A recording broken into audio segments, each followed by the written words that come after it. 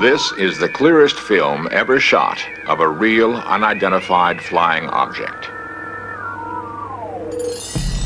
68,000 UFO reports have been filed in this country alone. Skeptics, however, pose an important question. If flying saucers are so common, why haven't we captured one? In a remote New Mexico desert, researchers have discovered a startling answer to that question.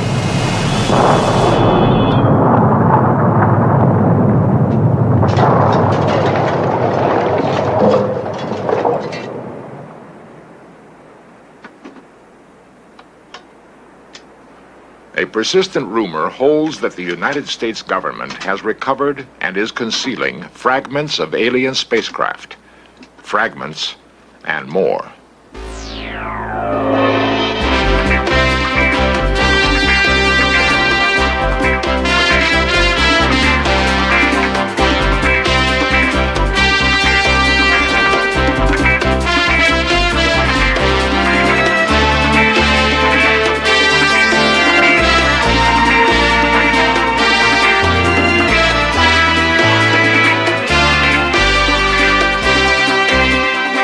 This series presents information based in part on theory and conjecture. The producer's purpose is to suggest some possible explanations, but not necessarily the only ones, to the mysteries we will examine. Charges of a UFO cover-up began almost with the first famous flying saucer sightings in late June 1947. It's curious. These reports seem to center around areas where atom bombs and rockets were tested. Were alien forces keeping watch on the new weapons we savages had invented? The flying discs became the Pentagon's nightmare. Seemingly, our fastest jets could never come close to their incredible speeds and right-angle turns. UFOs were said to be able to shut down guided missiles by remote control. The Air Force organized Project Blue Book to officially investigate UFOs. Since its termination in 1969, Blue Book has been alternately praised and damned. Well, the Air Force position is that we investigated UFOs for 22 years, over 12,000 sightings. Colonel Don Burgrave, U.S. Air Force. About 95% of all the UFOs were explainable. They were weather phenomenon, they were balloons, they were airplanes, they were lightning. And we concluded as a result of our investigations, which was carried out very scientifically, that one, there was no threat to the security of the United States, and there was no evidence that we could ever locate that an extraterrestrial vehicle had landed here. New York lawyer Peter Gersten sued the CIA and FBI to release 5,000 UFO-related documents. The reading of all the documents reveals that UFOs have the ability to render inoperable present-day technology. UFOs have the ability to gain access to our most sensitive military installations, unrestricted and unlimited access to nuclear installations. There's no doubt about it in my mind that there's a government UFO cover-up. Ray Fowler, civilian UFO researcher for 17 years. I've talked to military people who have told me about government cover-ups, how they've been instructed to say this and to say that. And I worked for the United States Air Force Security Service myself, and which worked for the National Security Agency, and I'm very familiar with intelligence operations and cover stories and things like that. So there's no doubt in my mind that there is a cover-up. If there was a planned cover-up, then they were very successful in keeping it from me. Colonel Robert Friend, former head of Project Blue Book, now an engineer on the space shuttle. A lot of these organizations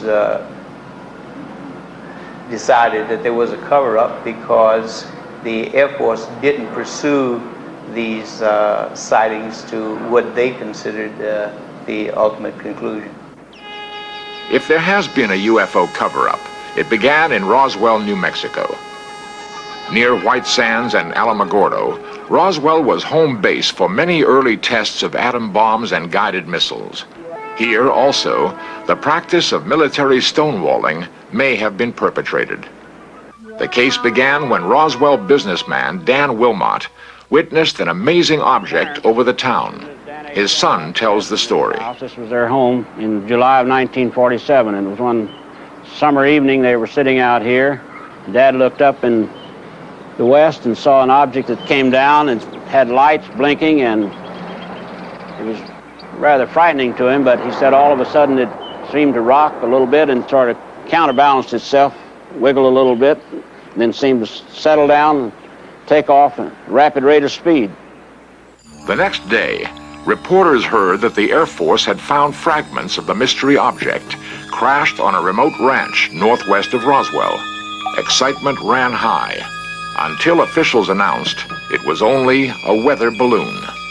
Major Jesse Marcel, in charge of the operation, now tells a far different story.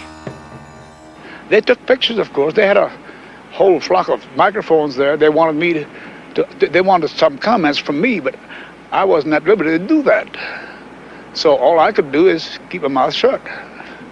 And General Ramey is the one who discussed, told the newspapers, the newsmen, what it was and to forget about it.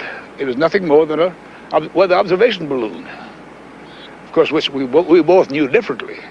Major Marcel had to keep silent because of his strategic position at that time. He was in charge of all security and intelligence on atomic tests in the United States and the Pacific. Marcel retraced his secret recovery operation across the hot New Mexico desert.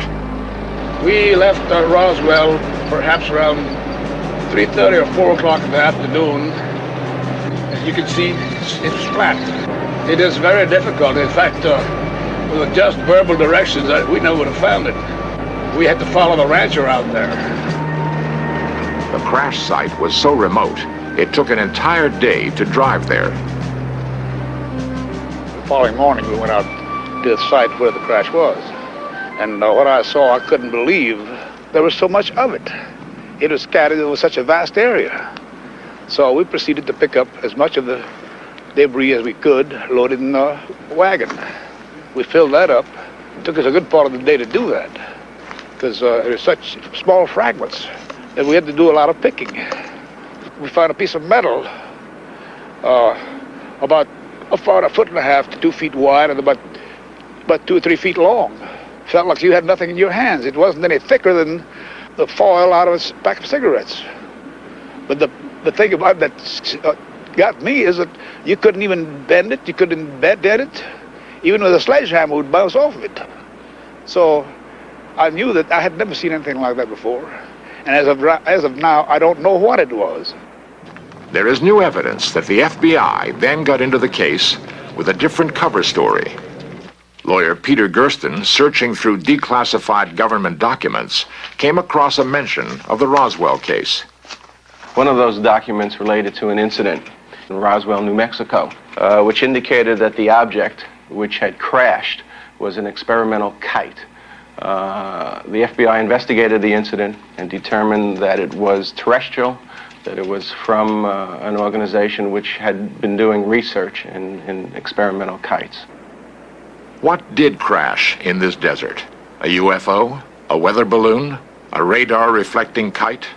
It was not anything from this earth that I'm quite sure of, because being an intelligence officer, I was familiar with just about all materials used in aircraft and in our air travel. This is nothing like that. It could not be. It could not have been.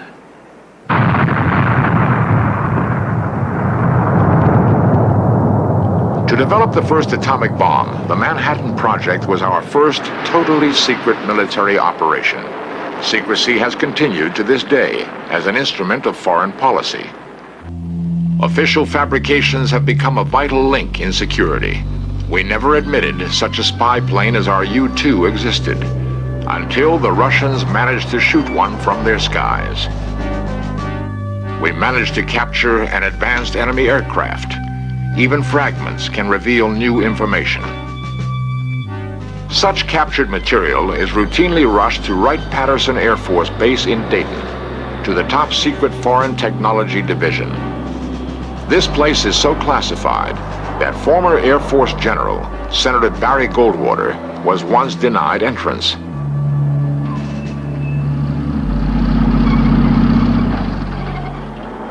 For 30 years, rumors have spread about Wright-Patterson Air Force Base. According to the stories, the U.S. government is concealing under top security flying saucers from another world and alien bodies cryogenically suspended in huge freezers. Such rumors could be easily dismissed, except that UFO researchers have gathered information leaked from military sources, sources who claim to have seen the craft and the bodies. The stories and rumors all mention a mysterious Hangar 18 as the ultimate repository. In search of cameras were the first allowed to photograph inside this hangar. Is it possible that here in Hangar 18, highly secret activities once took place? What evidence of a cover-up might we hope to find?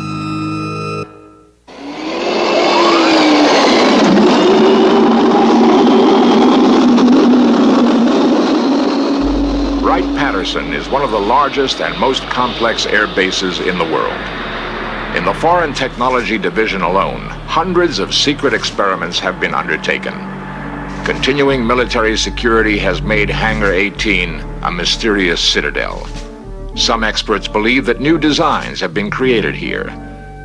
Every branch of the military has experimented with flying wedges, flying wings, hovercraft, with an amazingly consistent lack of results. The flying saucer shape was an obsession of aeronautical pioneer Edmund Doak. These rare films show static and dynamic tests of his early models. Doak spent 30 years and $250,000 investigating the problems of circular airfoils. Ironically, just when he seemed on the verge of a breakthrough with his Doak 16 vertical takeoff plane, the Air Force canceled development on his projects. No reason was ever given. NASA tested the H-2F2 lifting body as a prototype for the space shuttle. As with all flying wedges, lack of stability was the single unsolvable problem.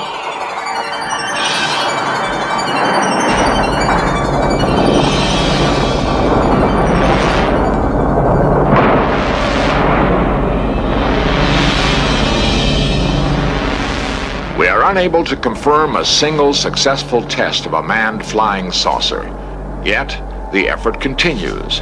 Why? Does the government have some reason to pursue this quest? A reason they are keeping secret? From Wenham, a suburb of Boston, comes an eyewitness account which could explain this continued military fascination with flying saucers. Ray Fowler, one of the most respected civilian UFO investigators, is also author of 2 bestsellers in the field. Because of his stint in the Air Force Security Service, he finds himself still vulnerable to government pressure.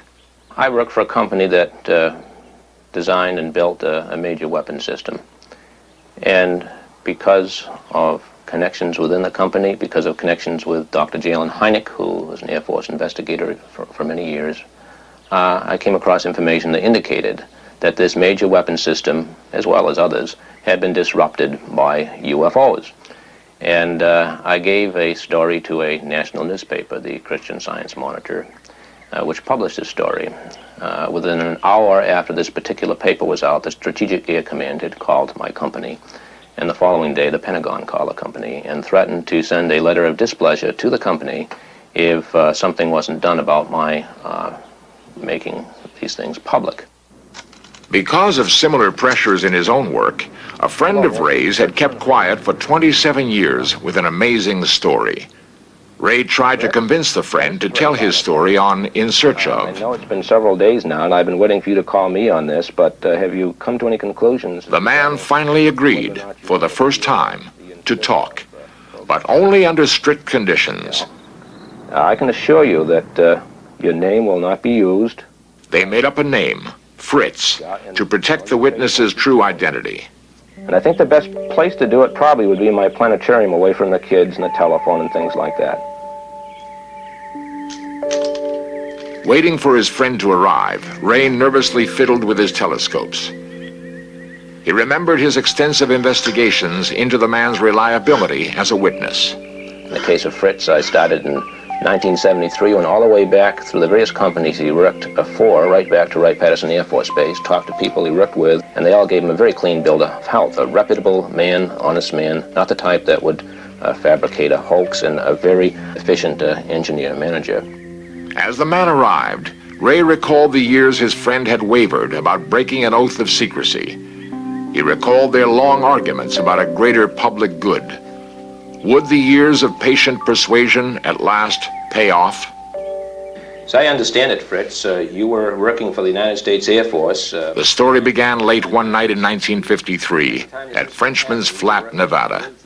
The man had been working as a consultant on blast effects of atom bombs when he was suddenly ordered to report for a new mission. What happened after that? We were put on a bus, which the windows were all completely covered with curtains and, in some cases, black paper taped to the windows. And we're driven for 3 or 4 hours, and we're not sure just where we were going. Several of us tried to guess where we might have been. We, at that time, came to the conclusion it was in the area of Kingman, Arizona. After getting off the bus, as recreated here, the scientists were taken to an even more remote location. They had no idea exactly where they were or what they were about to see. We were told that we had been selected for various technical specialties. I was told that I was to ask any questions that had to do with dynamic loads and nothing more, and I wouldn't get any answers to any other questions.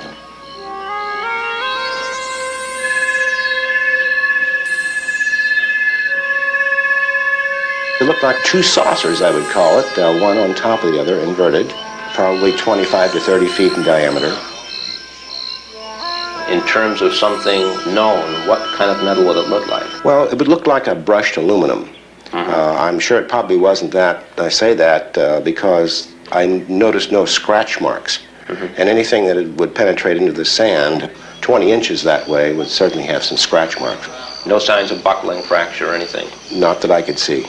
I accepted it was probably some United States government vehicle, a highly classified vehicle. In fact, we were told that that's what it was. Interestingly enough, one of the questions I needed to know was what the mass of the vehicle was. Well, I can tell a lot of things from the penetration into the desert sand and so forth, but I needed to know the mass. And they told me that they weren't going to let me know that. They perhaps didn't even know themselves. There was also a tent, which I didn't get to look into, but one fellow whom I did happen to talk with briefly until they told us to stop talking, said that he had seen 2 bodies inside this tent, 2 alien-looking bodies. It was brown, leathery skin, had a silver, like a cap on, without a bill. Like a skull cap? Yes, like a skull cap.